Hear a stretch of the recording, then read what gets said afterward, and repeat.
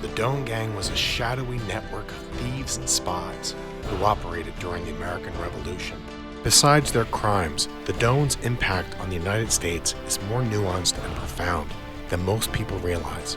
They collaborated with British Command and operated a secret and sophisticated spy operation. And somewhere out there is their loot, reportedly worth millions, and maybe other valuable clues about the founding of the United States of America.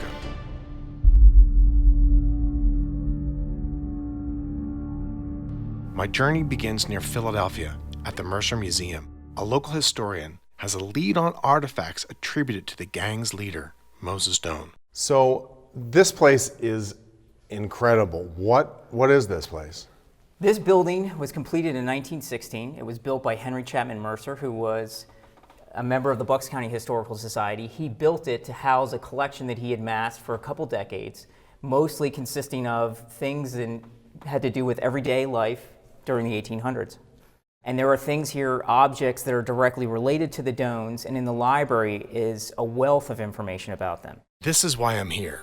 I'm hoping Clint and the museum hold keys to the treasure and how the gang operated. Here's what I know. Like the mafia in the 20th century, the Doans had a large operation that stretched from Baltimore to New York. They stole horses, money from tax collectors, and even robbed the Bucks County Treasury, considered one of the largest thefts of public funds in U.S. history. All of this while trying to overthrow the U.S. government. Some of them were hung, some of them were shot, and it's one of those stories that's a couple hundred years old that has just disappeared. It's not something that people hear about anymore. But you have stuff about the Doans here on display? In the library, we absolutely do. This is a trove of information and items that could help me put the pieces together that reveal the clues Moses Doan may have left behind. So the first thing we're going to take a look at is a knife that was given to the museum back in the 1920s, I think. But the story is that this came either from the Doan farm or a Doan cave. But the individual who's supplying that information to the person who gave it to us wasn't revealing exactly where that cave was. Corey just confirmed an important detail. The Doans did in fact operate out of local caves. So this knife is actually really important.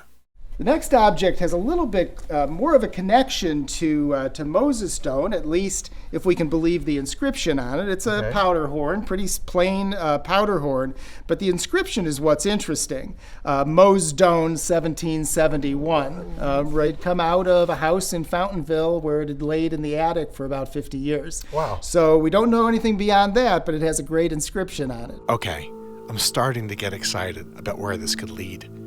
Moses Doan was an almost mythical character. Besides being the infamous founder of the Doan Gang, he was into devil worship and the occult, or at least that's the rumor.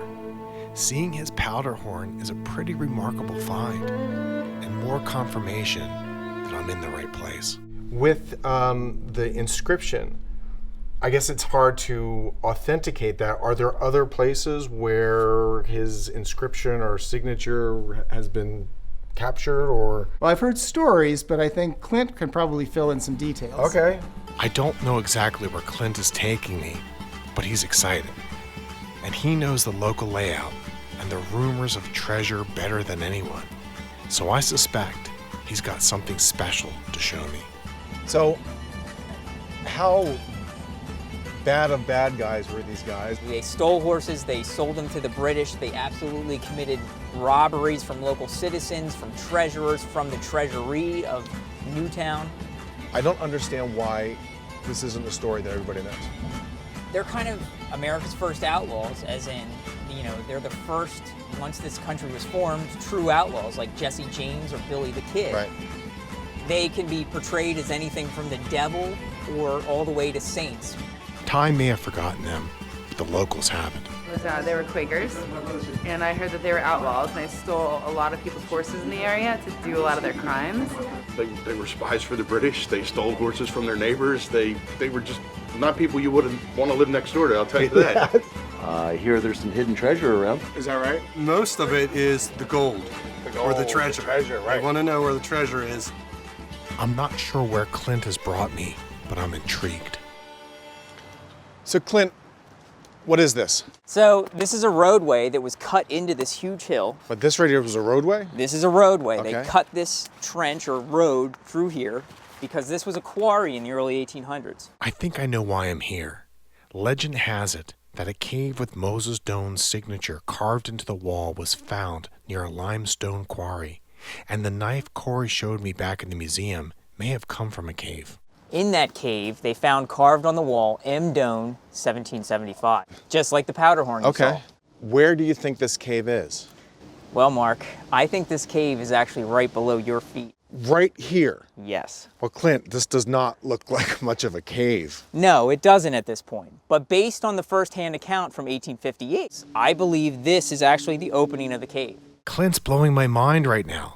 According to first-hand accounts, they talk about a road into a quarry and a cave that was just off to the side, and a rock ledge wall 10 feet high.